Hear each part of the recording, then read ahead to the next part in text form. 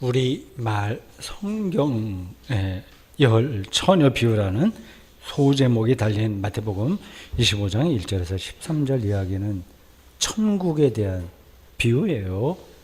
예수께서 제자들에게 가르쳐 주신 말씀이죠. 천국은 그리스어 해 바실레아 톤 우라논의 한자 번역입니다. 하나님 나라 해 바실레아투 데우처럼 우리말로 번역하려면 하늘나라라고 표현해야 이제 자연스럽죠.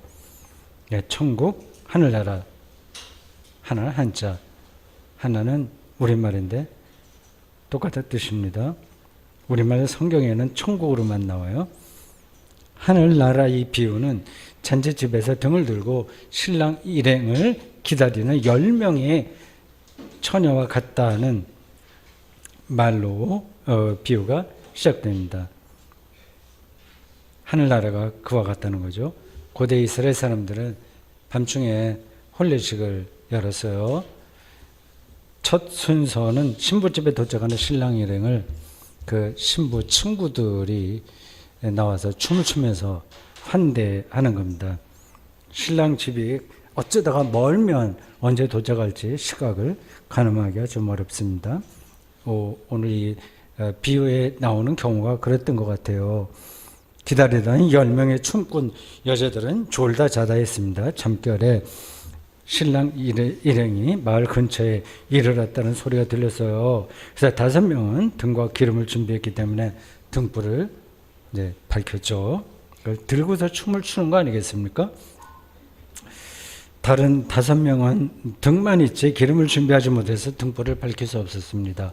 그럼 춤추기가 힘들죠. 옛날에는 그 소고를 들거나 등불 들고 그 당시에 춤을 춘 것 같습니다. 낮에는 소고를 들었고 밤에는 등불을 들었겠죠. 본문은 준비한 5명을 슬기롭다고 얘기하고 기름을 준비하지 못한 5명을 미련하다 이렇게 표현했습니다. 미련한 5처녀가 슬기로운 5명이 가서 기름이 우리 저 부족한데 좀 나눠 쓰자 이렇게 부탁을 하자. 이 5명은 함께 쓰다가는 둘 다 양쪽 다 못한다. 그러니까 차라리 빨리 지금이라도 가게에 가서 기름을 사오라 하고 는 말을 들었습니다. 이 5명이 기름을 사러 나간 사이에 신랑 일행은 잔치집에 도착했고요. 문이 닫혔습니다. 문이 왜 닫혔는지는 몰라요. 보통 잔치집 문은 활짝 열어둬야 되는 거 아닙니까? 거지들도 와서 그때는 뭐 먹잖아요. 제가 어렸을 때 그 잔치집은 다 누구든지 와서 국수를 먹었습니다. 그럴 만한 문을 닫을 만한 특별한 사정이 그 당시 있었겠죠. 기름을 사러 나갔다가 돌아온 5명이 문 좀 열어달라고 간절하게 외칩니다. 이미 들어간 5명 자기 친구들, 춤꾼 친구들과 같이 잔치집에 들어가서 신명나게 춤을 춰야 되니까요. 그래 빨리 들어오라는 말을 들을 줄 알았죠. 당연하게. 전혀 예상하지 못한 말을 듣습니다. 12절이에요. 진실로 너희에게 이르노니 내가 너희를 알지 못하느니라. 이 춤꾼 여자들은 이 잔치 자리에서 외면당한 거예요. 나 너희들 몰라. 너무 심합니다. 기름을 미리 충분할 정도로 준비하지 못한 게 그게 그렇게 큰 잘못인가요? 기름은 주인이 준비해야 되는 거 아닌가요? 미리 말이죠. 그래서 기름 부족한 그 춤꾼 여자들에게 기름을 나눠줘야 되는 거 아니에요? 늦게라도 기름을 준비했으면 그 정성을 가상하게 여겨야 되지 않나요? 잔치집 주인이 좀 너무 매정합니다. 마태복음 25장에는 이 10처녀 비유 외에 다른 2가지 비유가 더 나와요. 25장은 아주 유명한 장입니다. 3가지 비유가 있는데 첫 번째 말씀드린 거고요. 나머지 2개가 더 있습니다. 25장 14절 이하에는 소위 달란트 비유가 있습니다.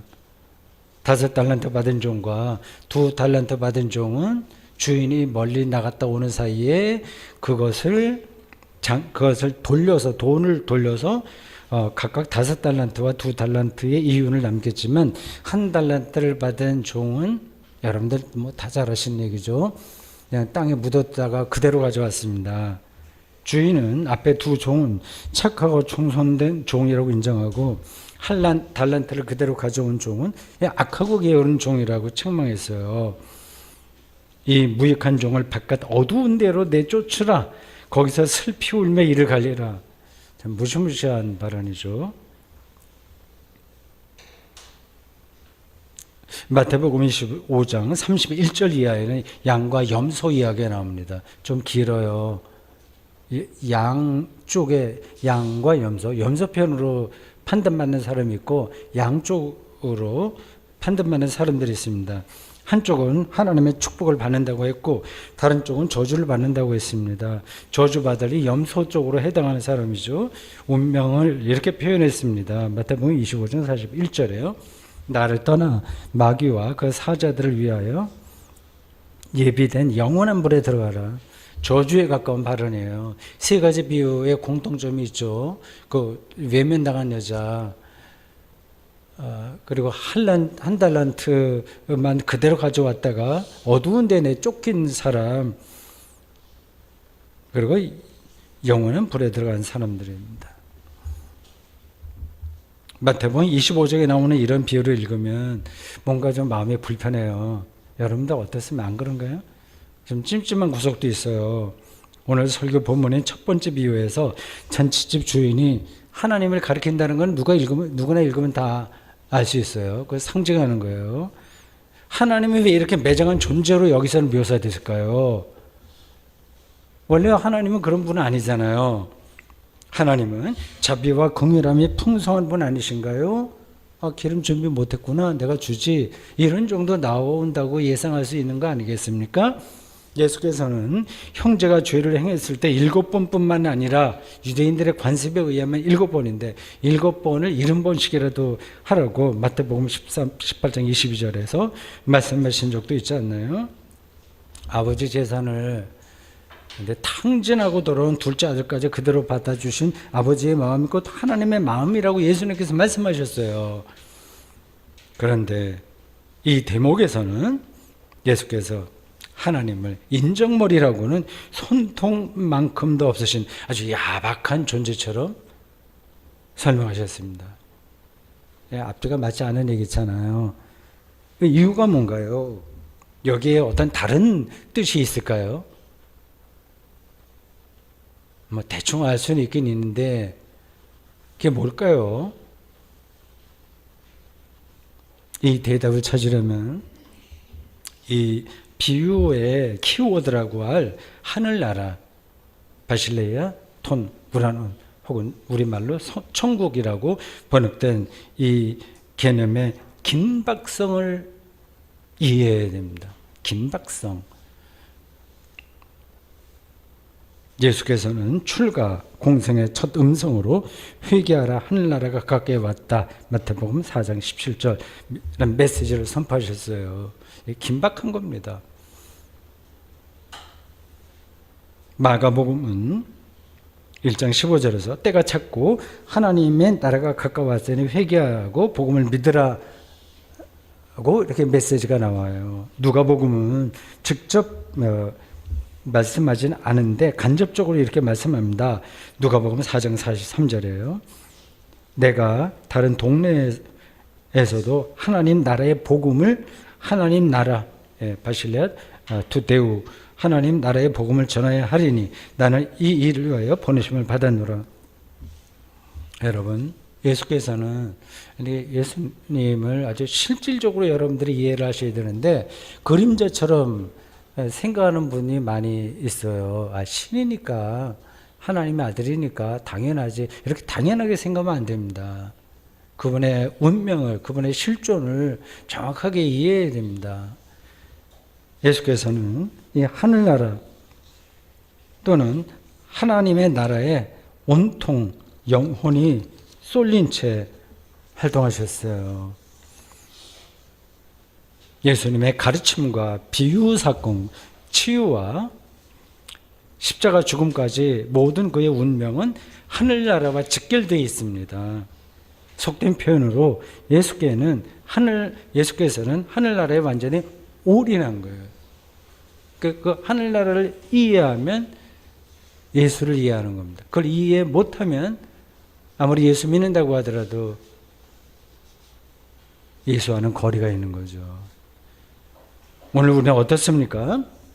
예수님께서 자기 운명을 완전히 건 그 하늘나라가 무엇인지 알고 계신가요? 그리고 더 알고 싶어지나요? 거기에 여러분이 가까이 가고 계신가요? 그런 경험이 분명한가요? 그게 아니라 이 하늘나라 천국은 죽음 이후의 문제니까 지금 우리의 실제 삶과는 별로 상관이 없다. 그러니까 느슨하게 그렇게 생각하고 계신 건 아닌가요?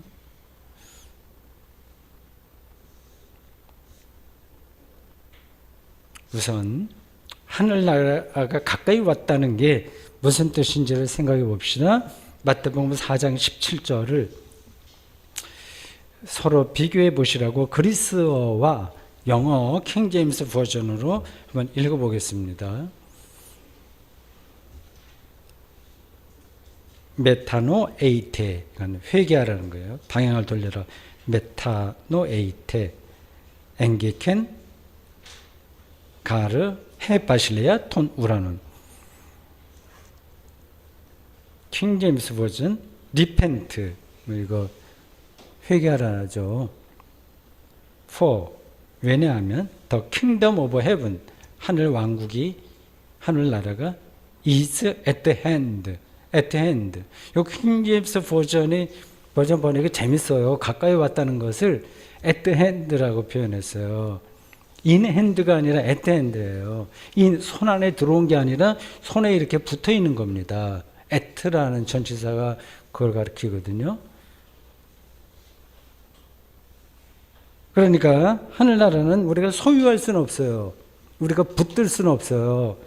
손 안에 들어온 건 아니에요. 그러나 그 능력을 경험할 수는 있습니다. 우리 일상에서 바람과 비슷해요. 우리가 바람을 소유하지는 못하지만 바람이 불 때 그 능력을 느낄 수는 있지 않습니까? 그걸 느끼는 사람은 생명의 새로운 차원을 경험할 겁니다.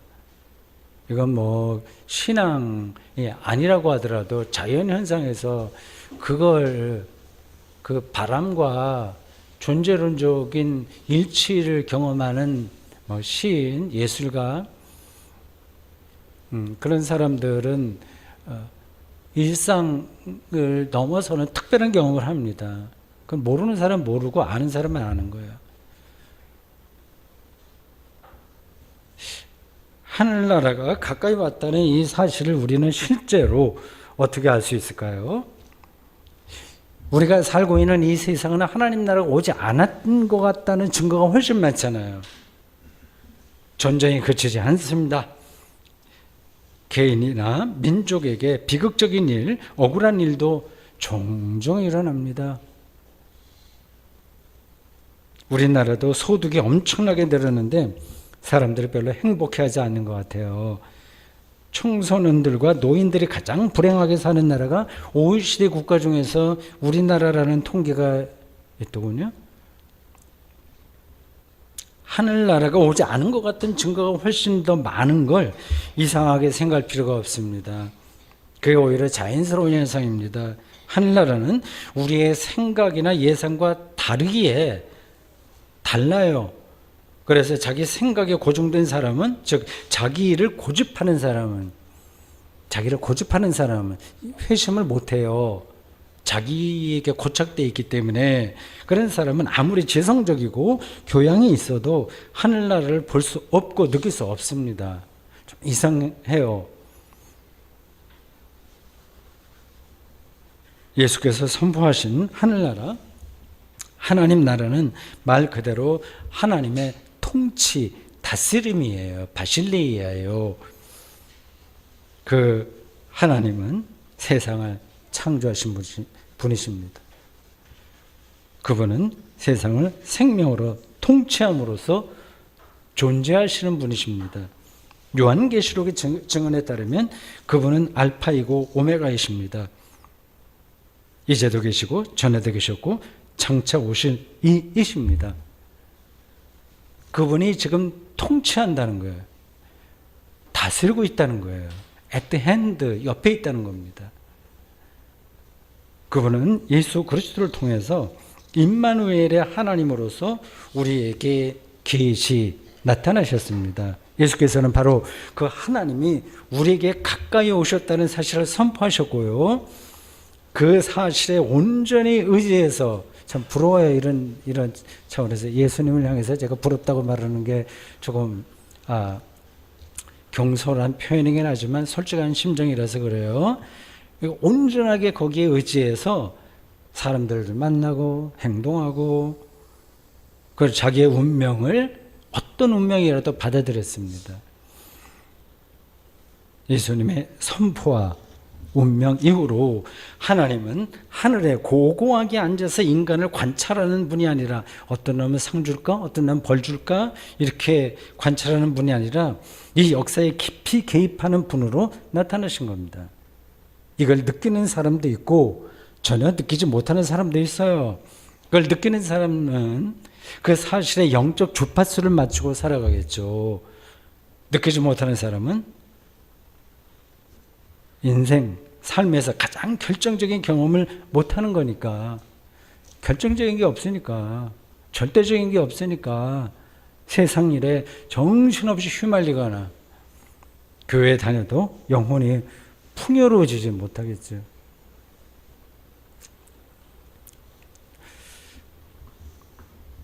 이게 실제적으로 어떤 건지를 간접적으로 제가 여러분들에게 설명하려고 지난 월요일에 있었던 이야기 잠깐 하겠습니다.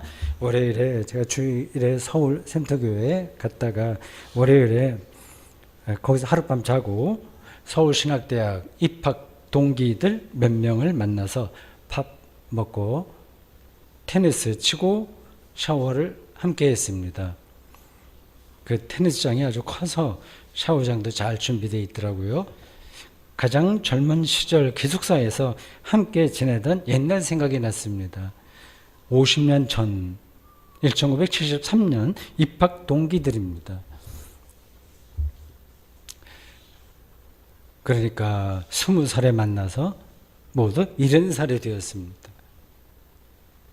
만화 같은 이야기죠. 장난 같죠.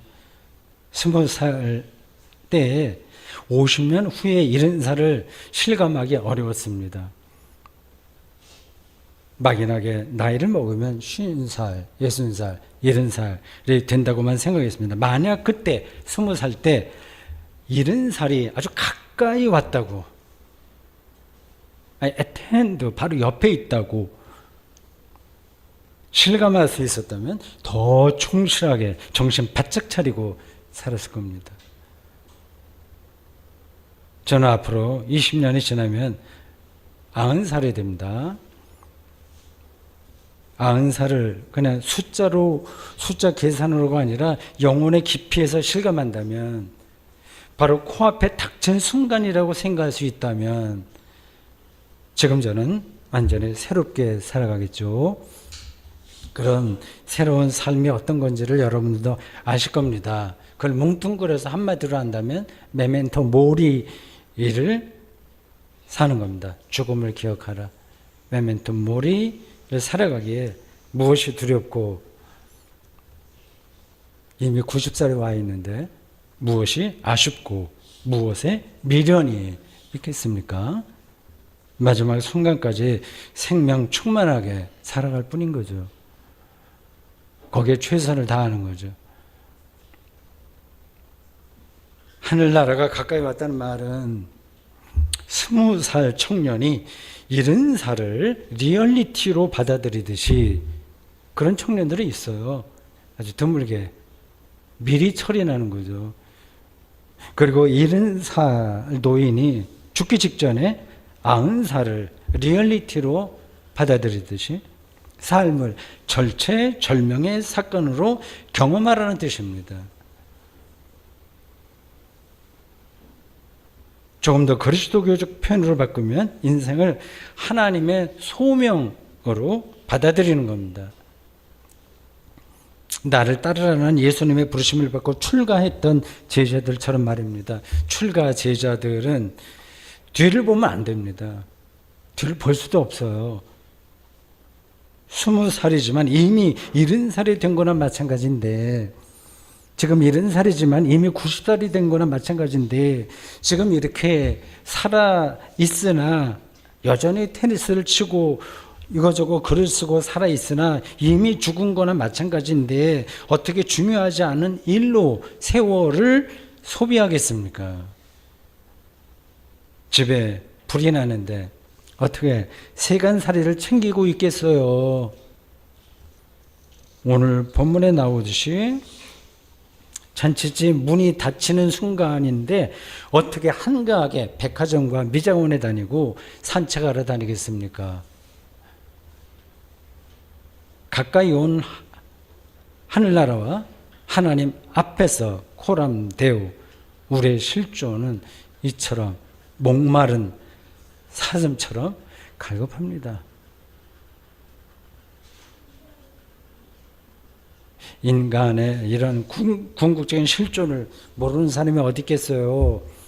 알아도 사람들은 그 사실을 별로 진지하게 생각하지 않습니다. 진지하게 해봤자 해결 방법도 없는데 뭐 이런 생각이에요. 그리고 그런 문제를 붙들고 살기에는 일상이 너무 벅차다고 생각하기 때문입니다. 쫓기는 거죠. 계속해서. 그게 우리의 현실이기도 합니다. 그것도 이해가 됩니다. 근데 가장 큰 이유는 이런 궁극적인 실존에 70살이지만 90살이 이미 닥쳐온 거, 20살 청년이지만 70살이 이미 닥쳐왔다는 이게 사실이잖아요. 이런 궁극적인 실존에 관한 감수성이 둔해졌다는 사실입니다.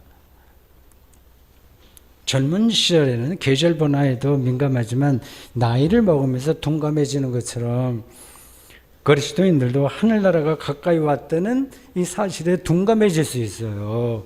둔감한 정도가 아니라 많은 그리스도인들이 하나님 자체를 생각하지 않습니다. 영혼 구원을 시큰둥하게 여깁니다. 세상에서 배운 상식과 세상에서 얻은 경험에 갇혀서 자기도 모르게 우리 생명 현상에서 가장 소중한 영혼의 감수성이 무뎌진 겁니다. 알코올 중독, 마약 중독, 소비 중독이 되는 것처럼요.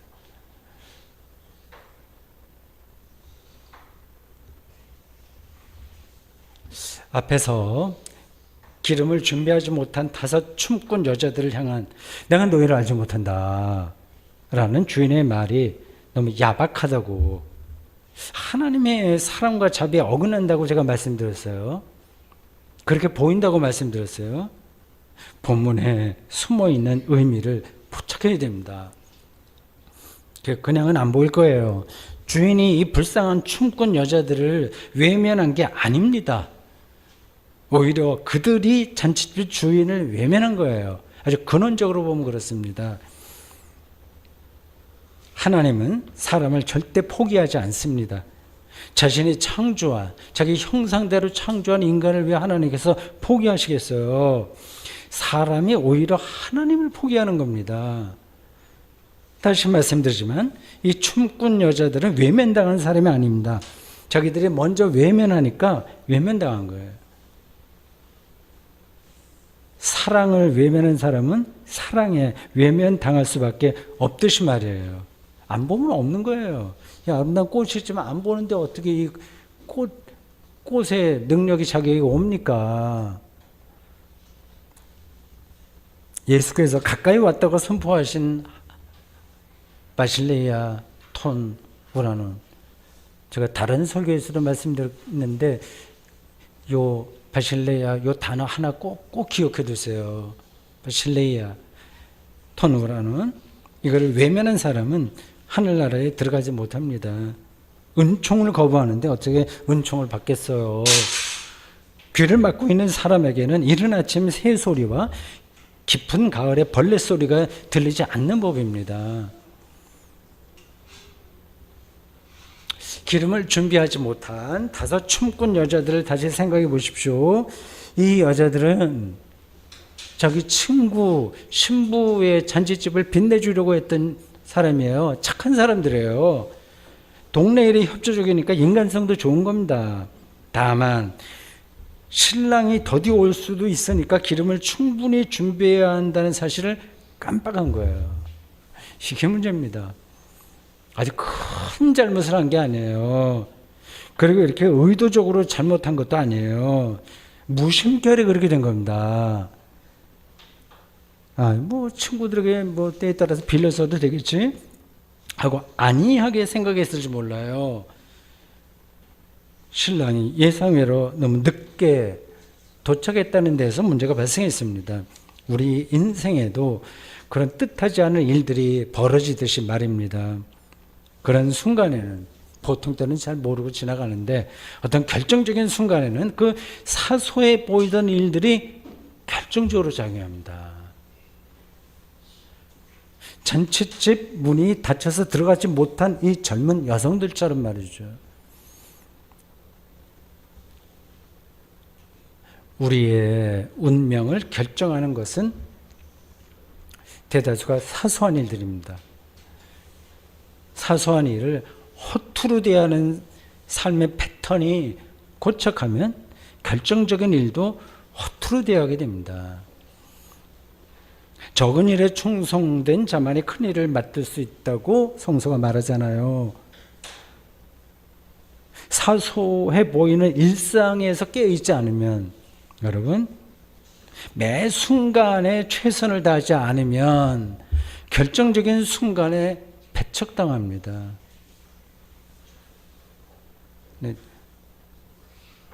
죽음을 미리 준비하지 않으면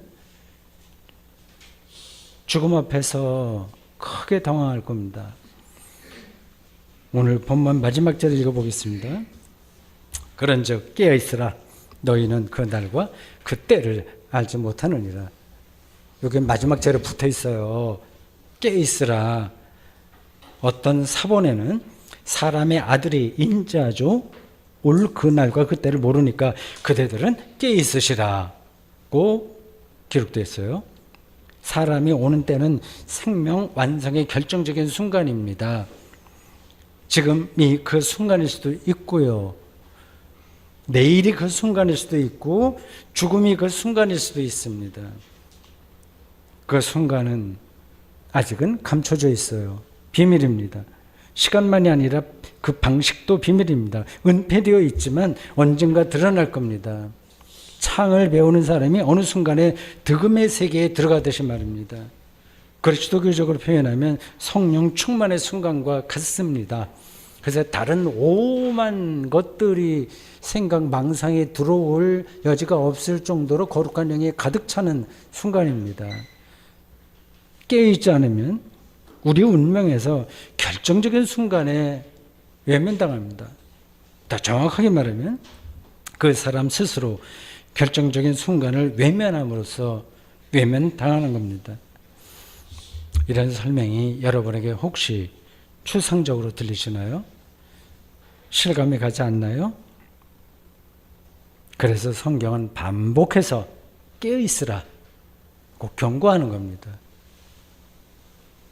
깨어있지 않으면 깨어있는다는 게 뭔지도 모르는 거예요.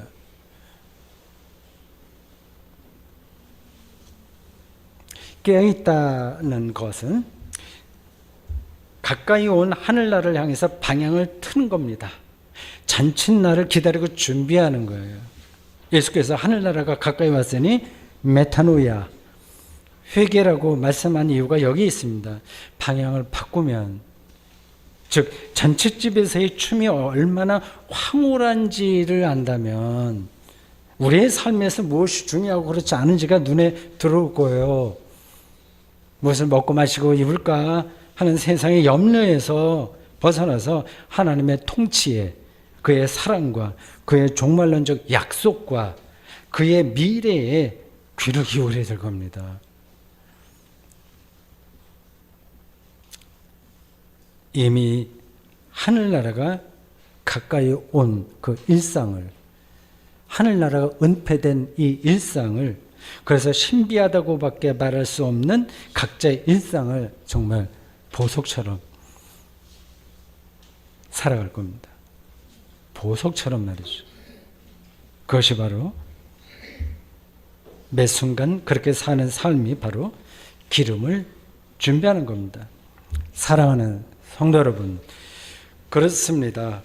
하늘나라로부터 외면당하지 않으려면 우리가 먼저 하늘나라를 외면하지 말아야 합니다. 아멘.